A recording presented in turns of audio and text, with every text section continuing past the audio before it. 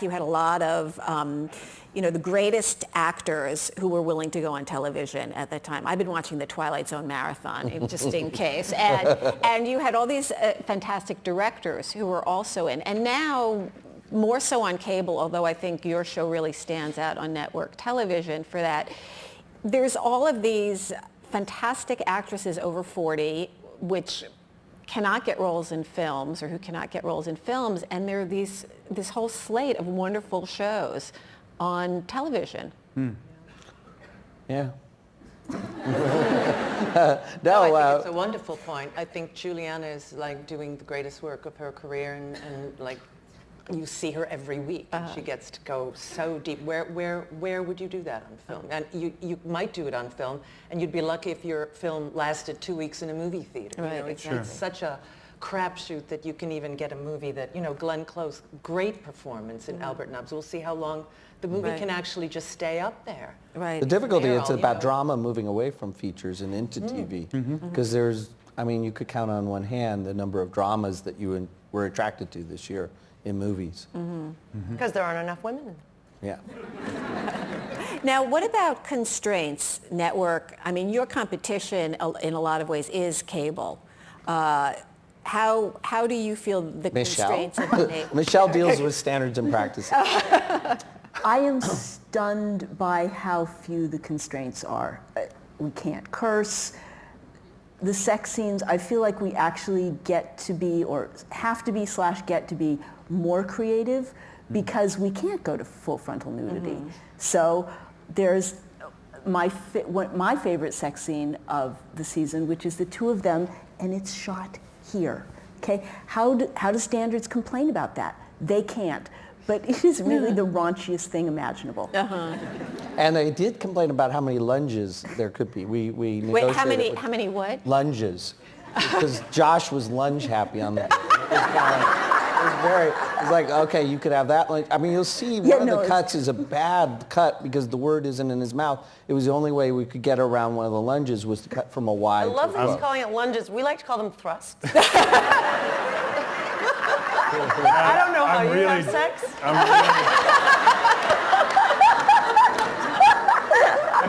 I'm really just how God made me. I mean, how much I can do. He had to lunge. But you're right about it. So you try to get disgusting in the columns. We have this Amy Sedaris, Alan Cummings scene where she's licking whipped cream off his fingers, and we've just been negotiating with standards and practices how we can do that. The key is lick but not suck. Wow. Wow, there's so many places to go with that. It's like set up on a tee. Gave it to you. Take it? Is it only around sex, basically, that the issues come up? Well, we don't do that much violence. So that is, and other than Kalinda, I mean. Yeah, but that's not the sort of thing that's going to bump them. It's primarily and the legal issues. Yeah, but that's a different. The difficulties of disparaging products or people, we have to kind of, like, we have Face Branch as opposed to Facebook, which is the stupidest thing imaginable. Chum Hum? Chum Hum, I know. And apologies, they're back. I know. Oh, that's right. I'm Jules, saying it's it all supposed to be over. like Google's. 75 names we tried to clear before we landed at Chum Hum. Chum Hum. Yeah, Say no. that with a straight face. You're kidding. It could not have And been unfortunately, worse. the actors get it the night before, so something they've remembered as Google is suddenly Chum Chum Hum. Hum, Chum Hum. That sounds like something from SpongeBob SquarePants. I want to just talk about the character of Kalinda for a moment, even though she isn't here. I think of her like as the girl with the dragon tattoo after she's got the nose ring taken out. Was that character in your mind in some way? Where did she come from? Robert, you speak to that one better than I do. But my sister's a lawyer in Sacramento, and she said what was surprising was the private investigators that they use that were the best were these young women who would use seduction to get information, as opposed to, and there were these kind of older private investigators that couldn't do as well. And we wanted it not to be like the CBS woman, as the kind of I don't know, sex pot or something. It just needed some quirkiness. So it was just, before we saw Archie, it was supposed to be Indian. Yeah, no, she was written that way. East Indian. So it was written, and we just lucked out that Ridley Scott had worked with Archie Punjabi before. And so a lot of the specificity of the part was always supposed to be a little mysterious and a little bit like, okay, what is missing here? And what is, and it was always written as bisexual, but we wanted to kind of play a little bit hide and seek with that. Partly because of CBS, we didn't know, we were trying to figure out what CBS was about. And the other part was she's interesting if you kind of don't know. There's always something hidden, which I think is really a compliment to Archie's talent too, that she kind of, you lean in when you watch her perform because you're wondering, okay, what is that little piece I'm missing? Now, is the move to Sunday night, is that a diss from the network? It's not being sold as a disc, but we're really worried about East Coast, the delay. I mean, Well, we were talking a little bit about the football. I don't know how many people have had that problem of... It was certainly not their intention. I feel positive of that. That it has made it more difficult to find is a frustration for everybody, but it was absolutely not a show of, they have confidence. Yeah, I mean, what's nice is Nina Tassler and Les Moonves, they watch it and they comment on it. They really want it to do well. I think the difficulty is you get 1 hour drama, a network, there's an expectation of what it will be and what it should be.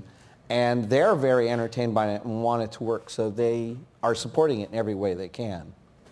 I think Sunday is, it's a little bit of a difficult thing to figure out in theory, there will be no preemptions and no delays from now till the end of the season. Or there will be a little in January.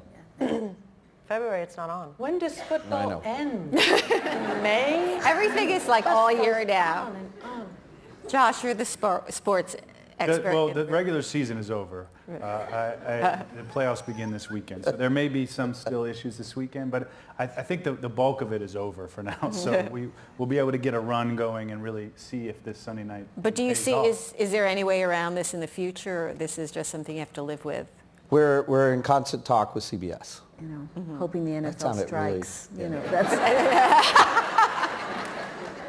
Right? Who cares about basketball? Let's get football striking, right? This comes down to, again, the question of the audience.